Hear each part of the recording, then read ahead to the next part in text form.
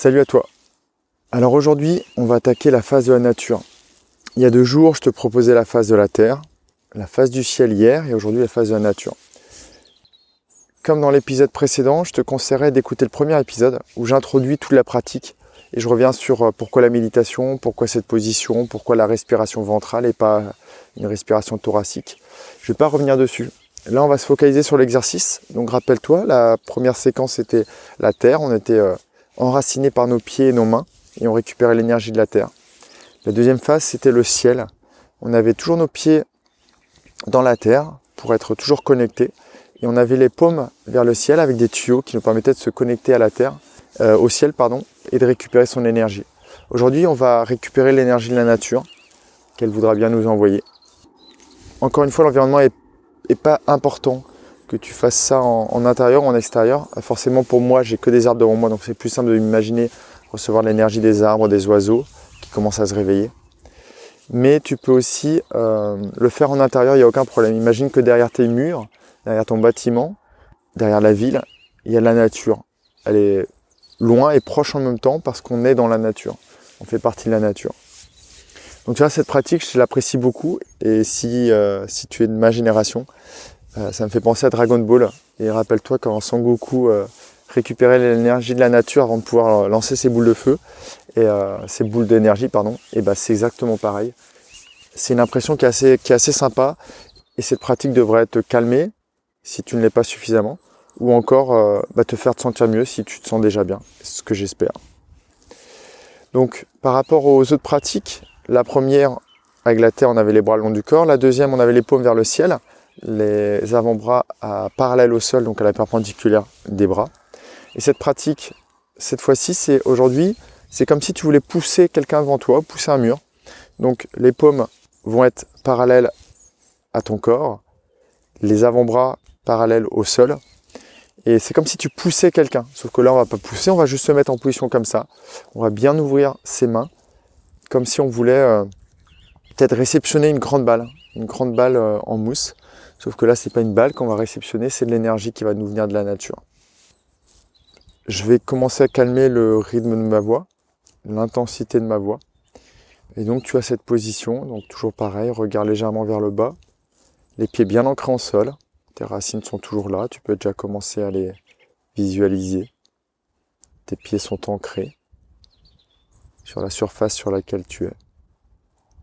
Et tu sens encore à nouveau cette solidité, cette résistance d'un grand chêne.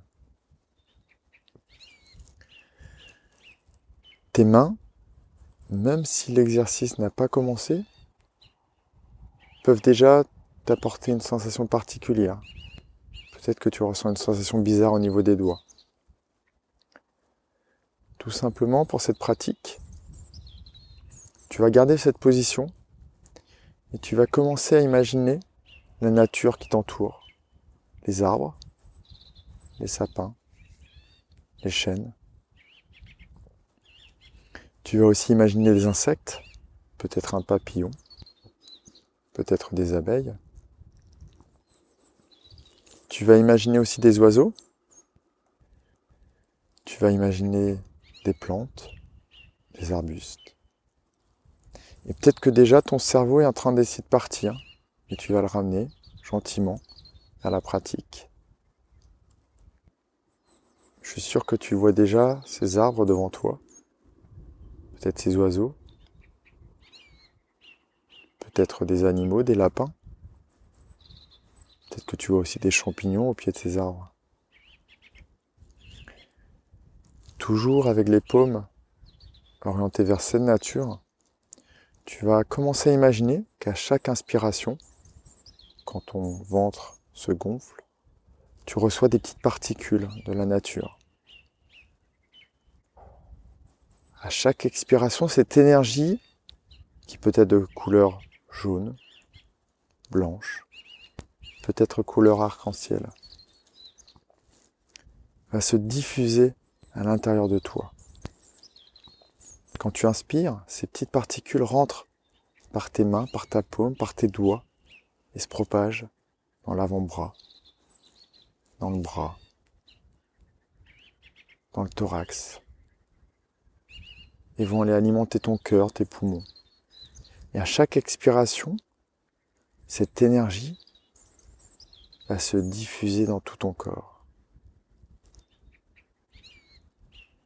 Tu peux même faire un pas de côté pour regarder à quoi tu ressembles dans cette position, debout, les pieds ancrés au sol, les mains vers la nature, les paumes qui peuvent déjà être chaudes.